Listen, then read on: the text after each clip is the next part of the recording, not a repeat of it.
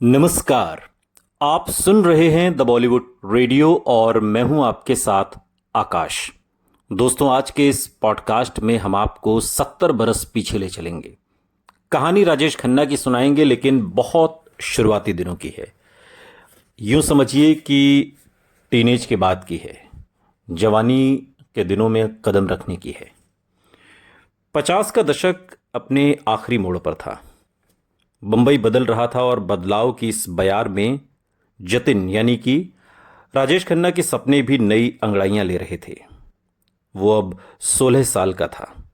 College की पढ़ाई के लिए जतिन के पिता ने उन्हें पूना भेजने का फैसला किया और वहाँ का फर्गसन कॉलेज बहुत मशहूर था और जतिन यानी कि राजेश खन्ना उसी कॉलेज में एडमिशन लेना चाहते थे। लेकिन जब तक वो पहुंचे, दाखिले की तारीख निकल चुकी थी और इसके बाद पूना के कैंप एरिया में स्थित वाडिया कॉलेज में जतिन ने बीए में एडमिशन ले लिया।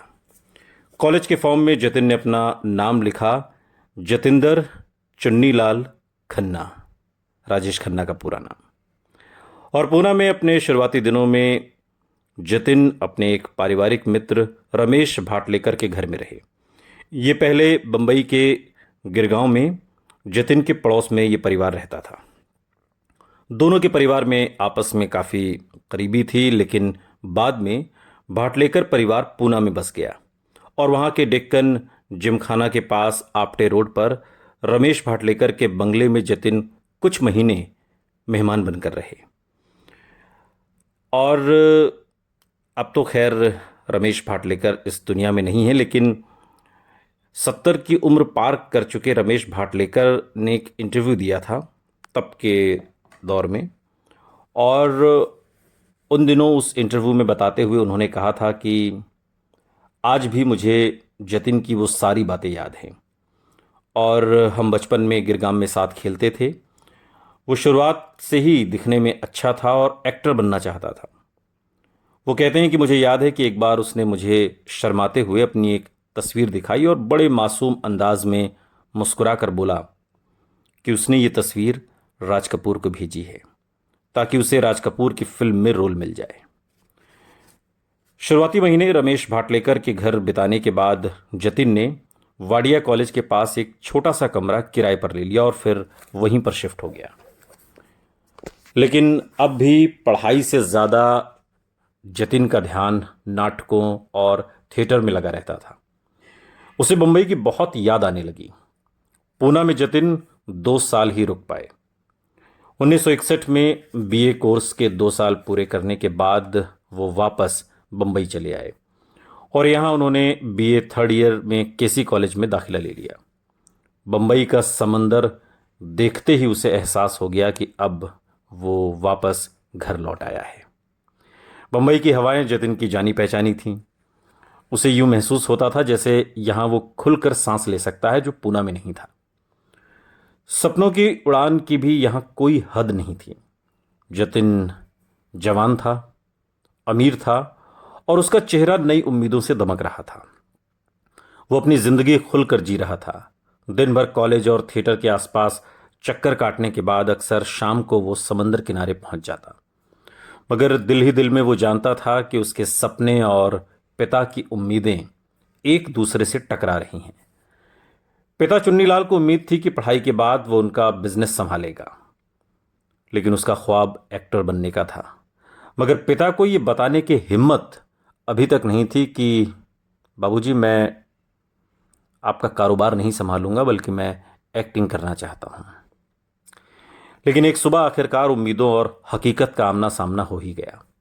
रोज की तरह जतिन तैयार होकर घर से निकलने की तैयारी में था और तभी पिताजी सामने आ गए और उन्होंने जतिन से पूछा, बाहर जा रहे हो? जी, जतिन ने जवाब दिया। पिता आज पूरी तैयारी करके आए थे। कुछ सोचकर वो बोले, ये अच्छी बात है कि तुम अपनी छुट्टियां इतने अच्छे तरीके से प्लान करते हो। मुझे उम्मीद है कि जब वक्त आएगा तो तुम अपना करियर भी ठीक से प्लान करोगे। तुम्हें पता तो है ना कि एक दिन तुम्हें काम भी करना पड़ेगा। जतिन ने धीरे से हाँ में गर्दन हिलाई और घर से बाहर आ गया। पिता ने उसे रोका नहीं और बड़ी सफाई से उन्होंने अपनी बात कह दी। अब जतिन को अपनी राह खोजनी थी। एक्टिंग की शुरुआत कैसे हो और कहां से हो, जतिन के पास इसका कोई जवाब नहीं था।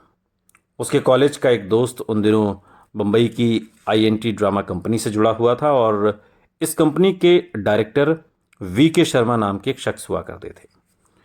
वीके शर्मा के दोस्त मशहूर लेखक निर्देशक सागर सरहदी थे। सागर सरहदी ने बाद में फिल्म कभी कभी, सिलसिला, चांदनी जैसी मशहूर फिल्में लिखीं और बाजार जैसी फिल्म का निर्देशन किया। बंबई के अंधेरी के अपने पुराने ऑफिस में चाय की चुस्कियों के साथ उन सुनहरे दिनों को याद करते हुए एक इंटरव्यू में सागर सरहदी ने बताया कि हमारे ग्रुप के सबसे ज़्यादा अहम सदस्य वीके शर्मा ही थे। वो उत्तर प्रदेश से थे और उनका कद छोटा था, लेकिन टैलेंट ज़बरदस्त था। वो मल्टी टैलेंटेड थे। नाटक लिखते थे, निर्देशित करते थे और उनमें अभिनय भी करते थे। जतिन यानी कि राजेश खन्ना उनको अपना गुरु मानता था। सागर सरहदी मुस्कुराते हुए बताते हैं कि उस दौर में वो इस नए लड़के जतिन को सीरियसली नहीं लेते थे। हर शाम आईएनटी ड्रामा कंपनी के रिहर्सल के वक्त जतिन वहां पहुंच जाता और एक कोने में बैठकर नाटक की तैयारी कर रहे एक्टर्स को घूरता रहता।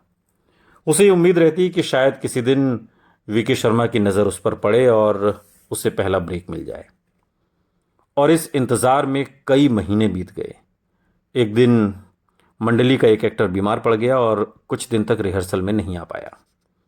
जब शो का वक्त नज़दीक आया तो वीके शर्मा को फिक्र होने लगी और उन्हें इस छोटे से रोल के लिए कोई एक्टर चाहिए था। और इसी दौरान उनकी निगाह जतिन पर गई, जो रोज की तरह एक कोने में खड़ा बड़े ध्यान से रिहर्सल देख रहा था। अब उन्होंने जतिन को बुलाया और पूछा, क्या तुम ये छोटा सा रोल करोगे? जतिन ने फौरन हामी भर दी। उसका दिल जोरों से धड़क रहा था।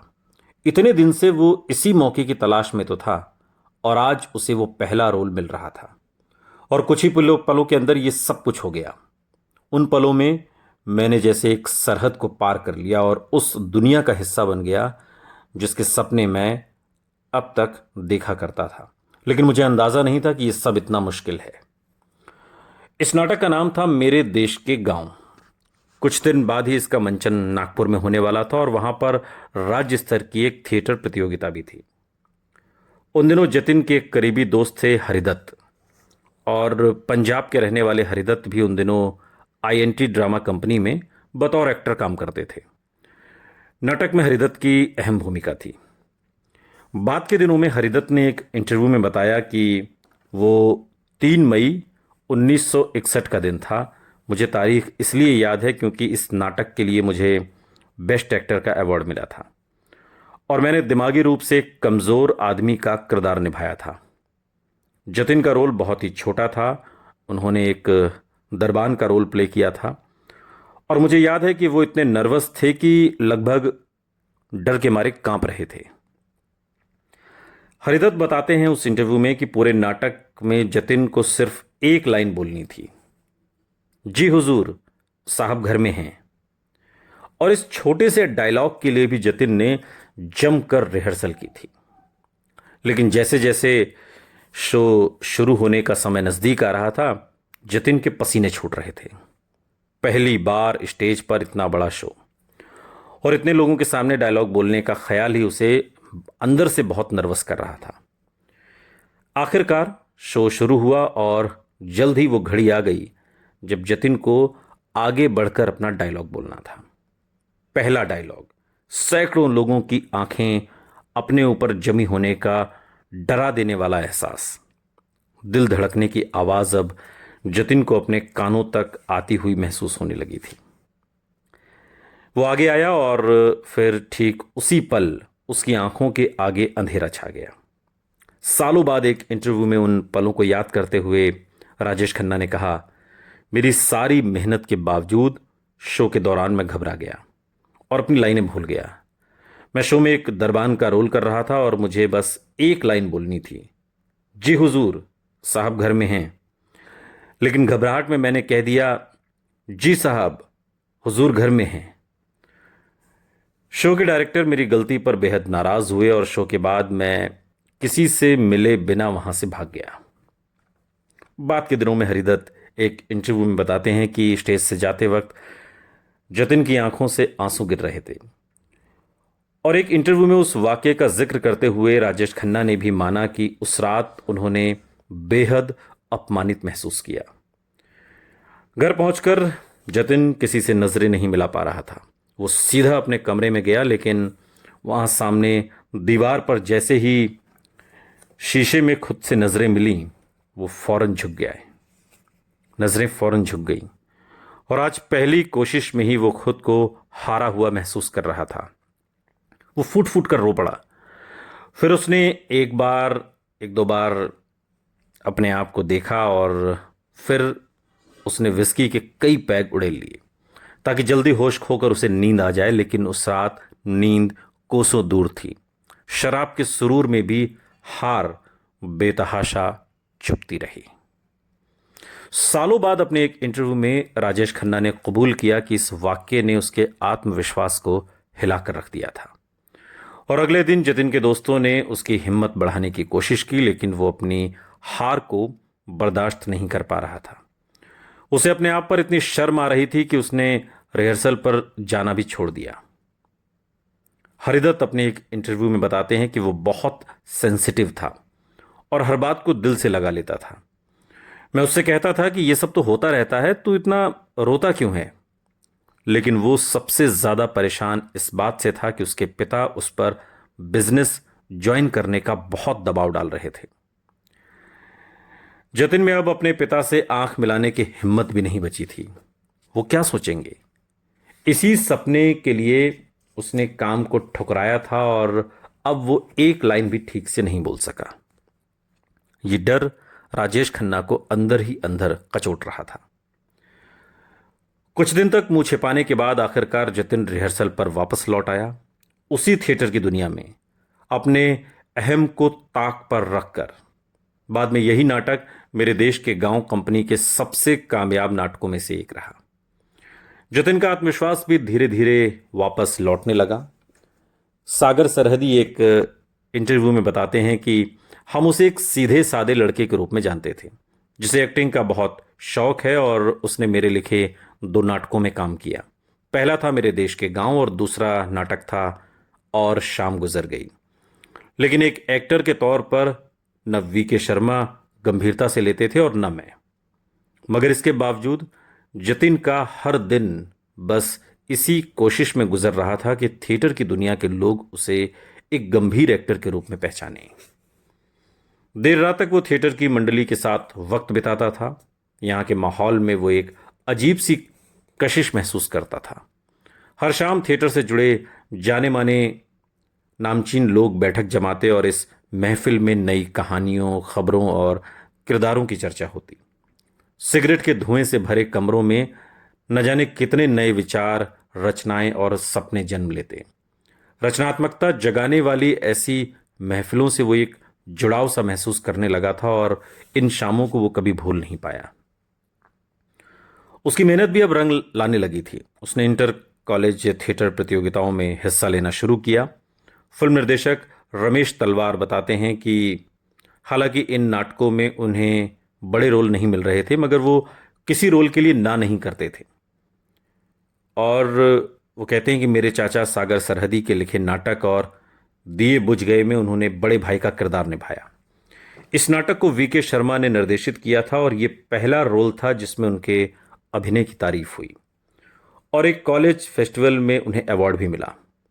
अवार्ड लेते समय उनके चेहरे पर खुशी देखने लायक थी। इसके अलावा जतिन ने धर्मवीर भारती के मशहूर नाटक अंधा युग में एक छोटा सा रोल किया। इस नाटक को बाद में थिएटर जगत की मशहूर शख्सियत सत्यदेव दुबे ने निर्देशित किया था। संघर्ष के उन दिनों में जतिन को करीब से जानने वाले लोग आज भी उनकी जादुई मुस्कान को नहीं भूले हैं। और सागर सरहदी अपने एक इंटरव्यू में बताते हैं कि उस लड़के में अजीब चार्म था। मुझे याद है कि हमारे ग्रुप में एक खूबसूरत लड़की थी, गौरी। हम सब उस पर लाइन मारते थे और हमें तो वो कभी भाव नहीं मिलता था, लेकिन राजेश खन्ना बस मुस्कुरा देता था तो वो उसी के साथ बातें करने लगती थी। उसकी जो मुस्कान थी उसमें बड़ी मासूमियत थी, और थिएटर के मंच पर तो हमें उसका चार नजर नहीं आता था, मगर सिनेमा के पर्दे पर वो मुस्कान उभर कर सामने आई और उसने कमाल कर दिया। थिएटर ग्रुप में जतिन की पहचान अब बनने लगी थी। उसका आत्मविश्वास बढ़ता जा रहा था, सपनों को पंख लग गए थे और अब वो थिएटर से आगे बढ़कर फिल्मों के आसमान में उड़ना चाहता था। इस उड़ान की तैयारी में उसने अपनी तस्वीरों के साथ फिल्म निर्माताओं के दफ्तरों के अब चक्कर लगाने शुरू कर दिए थे। अब शामें थिएटर के रिहर्सल में और दिन फिल्मों में काम करने की कोशिश में बीतने लगे, और तकरीबन इसी समय जतिन के पास थिएटर डायरेक्टर BS थापा का बुलावा आया। थापा जतिन को लीड रोल में लेकर एक नाटक निर्देशित करना चाहते थे। जतिन की खुशी का ठिकाना नहीं था, और अगले ही दिन BS थापा ने जतिन को गैलॉर्ड्स रेस्टोरेंट में मिलने के लिए बुलाया। बंबई के चर्च गेट के पास बना गैलॉर्ड्स रेस्टोरेंट उन दिनों काफ़ी मशहूर था। ये एक महंगा रेस्टोरेंट था जहां फिल्म इंडस्ट्री से जुड़े जाने माने नाम अक्सर नेटवर्किंग या मीटिंग करते हुए नजर आते थे। इनमें कई निर्माता निर्देशक भी होते थे, और यही वजह थी कि फिल्मों में काम पाने का अरमान लिए बहुत से स्ट्रगलर गैलॉर्ड्स के आसपास फुटपाथ पर चक्कर लगाते पाए जाते। एक स्ट्रगल के तौर पर जतिन भी यहां अक्सर आता था, और वो अक्सर अभिनेता सुनील दत्त, निर्माता निर्देशक जे ओम प्रकाश जैसी शख्सियतों को उम्मीद भरी नजरों से देखता, मगर कभी इन लोगों से बात करने की हिम्मत नहीं जुटा पाता। उस दिन जब जतिन BS थापा से मिलने गैलॉर्ड्स पहुंचने ही वाला था कि उसकी नज़र रेस्टोरेंट के बाहर खड़ी एक बेहद खूबसूरत लड़की पर पड़ी। जतिन ने उस लड़की, खासतौर पर उसके घने लहरदार बालों को बड़े ध्यान से देखा। फिर ये लड़की रेस्टोरेंट के अंदर चली गई, और कुछ देर बाद जब वो खुद गैलॉर्ड्स रेस्टोरेंट के अंदर दाखिल हुआ तो उसने देखा कि BS थापा के साथ वही लड़की बैठी है। थापा ने उसे देखकर कहा, आओ जतिन आओ, इनसे मिलो, ये हैं इस नाटक में तुम्हारी हीरोइन अंजू महेंद्रू। जतिन इस अपने खास अंदाज में वहां पर मुस्कुरा उठे। नया नाटक था, नई कहानी थी, नई शुरुआत थी, और नई हमसफर भी। अंजू महेंद्रू, वो अंजू महेंद्रू जो अब राजेश खन्ना की गर्लफ्रेंड होने वाली थी। वो अंजू महेंद्रू जिसके साथ Rajesh Khanna live in relationship में रहने वाले थे। वो अंजू महेंद्रू जिसके अलावा राजेश खन्ना को कभी कुछ दिखाई नहीं दिया। वो अंजू महेंद्रू जिसे छोड़कर राजेश खन्ना ने डिम्पल कपाड़िया से शादी कर ली। सुनते रहिए द बॉलीवुड रेडियो, सुनता है सारा इंडिया।